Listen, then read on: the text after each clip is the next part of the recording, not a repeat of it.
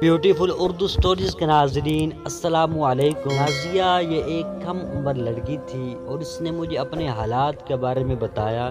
جیسے ہی اس نے بتایا میری تو آنکھوں سے آنسو نکلنے شروع ہو گئے۔ کیوں نہیں یہ داستان آپ کے ساتھ شیئر کروں، اور اس داستان کا آغاز، اس داستان کو ہم اسی کی ہی زبان سے سنتے ہیں۔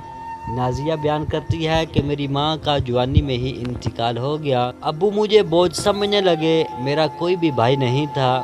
مجھے ایک درمیانی عمر کے رکشے والے کے ساتھ میرے ابو نے بیاہ دیا۔ میرے تو گلیوں میں سہیلیوں کے ہمراہ کھیلنے والے دن تھے جب مجھے معلوم ہوا کہ اب کھانا بھی پکے گا اور مٹھائی بھی آئے گی۔ پیٹ بھرنے اور نیا جوڑا ملنے کے تصور سے بے حد میں خوش تھی اور خوشی خوشی چند دن پیٹ بھر کر کھانا کھایا۔ میرے میکے میں تو غربت کا راج تھا۔ ابا کسی طرح مانگ تانگ کر روٹیاں اور بچا ہوا کھانا لے آتے، وہی رات گزارنے کے لیے ہمیں کافی تھا۔ خیر مجھے شادی کے فوراً بعد پتہ چلا کہ میں ماں بننے والی ہوں۔ شوہر کا رکشہ خراب ہو گیا اور گھر بیٹھ گئے۔ اب جب کہ میری طلب خوراک بڑھی تو میں روٹیوں کے ٹکڑوں میں سے تازہ ٹکڑا نکال کر کھاتی۔ کچھ ہمدرد لوگوں پڑوسیوں کو معلوم ہوا تو وہ کھانے کی چیزیں اور دودھ دے جاتے، جو رکشے میں سے بچت ہوتی کرایہ مکان دے دیتے۔ کرایہ مکان نہ دیتے تو مالک مکان سامان باہر پھینکنے کی دھمکیاں دیتا، پورا محلہ اکٹھا ہو جاتا۔ میرے دکھوں میں اضافہ ہوا اور میں نے کئی بار مرنے کے بارے میں سوچ کر ذہن معوف ہو جاتا کہ کیسے گزارا کروں۔ ابھی ایک بچے کا بوجھ نہیں سنبھالا جا رہا، دوسری بچی پیدا ہو گئی جسے میرے ایک بے اولاد رشتہ دار نے گود لے لیا۔ راتوں کو اٹھ کر میں تڑپتی، روتی، خود سے باتیں کرتی، خود ہی سو جاتی کہ چلو بچی دودھ تو پیتی ہوگی، آرام سے رہ رہی ہوگی۔ پرورش میں نے کیا کرنی تھی، مجھے خود کون سا کوئی عقل سمجھ تھی۔ ماں کی ممتا کو سلا دیتی، فاقے پر فاقے ہونے لگے۔ میرے دن مانگ تانگ کر گزرنے لگے۔ رکشہ کبھی خراب ہوتا، کبھی ٹھیک ہو جاتا، میں مایوس نہیں ہوتی اور دعا کرتی رہی۔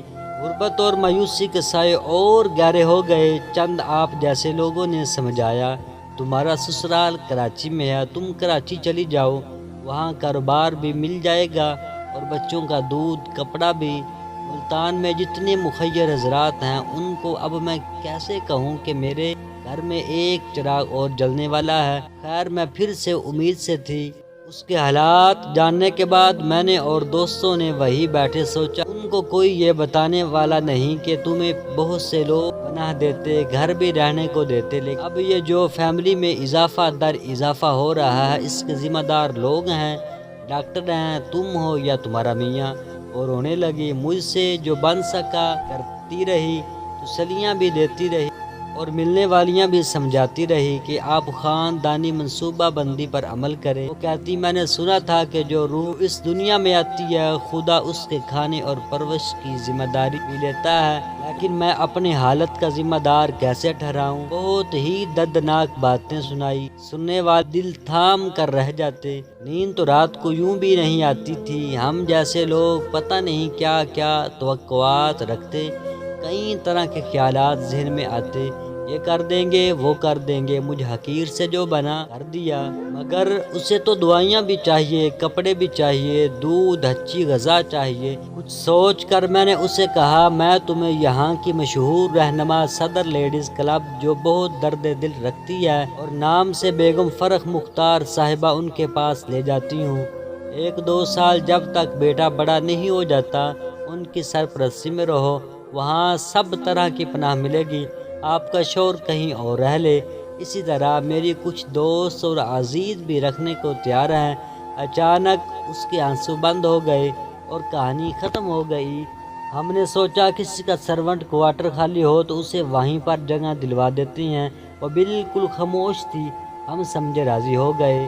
وہ دن اور آج کا دن وہ لیڈیز پارک میں کبھی نہیں آئی۔ بس میرے پاس اس کا فون نمبر موجود ہے۔ اللہ پاک سے دعا کرتا ہوں کہ اس کے مسائل کم ہو جائیں، لیکن اس کے لیے دل بے چین رہتا ہے۔ آپ لوگ مجھے بتائیں کہ درد دل کا کیا کروں۔ دوستو آپ سے گزارش ہے جہاں پر بھی دوستو آپ کو اس طرح کا کوئی بھی شخص نظر آئے، خدا را اس کی مدد کرے، اللہ تعالیٰ بھی راضی ہوگا، اور جس کی آپ مدد کریں گے یقیناً وہ بھی آپ سے بے حد خوش ہوگا۔ جب وہ خوش ہوگا تو آپ کے لیے دل سے دعا کرے گا، جو آپ کی کامیابی کا سبب بن سکتا ہے۔ تو ملتے ہیں دوسری ویڈیو میں۔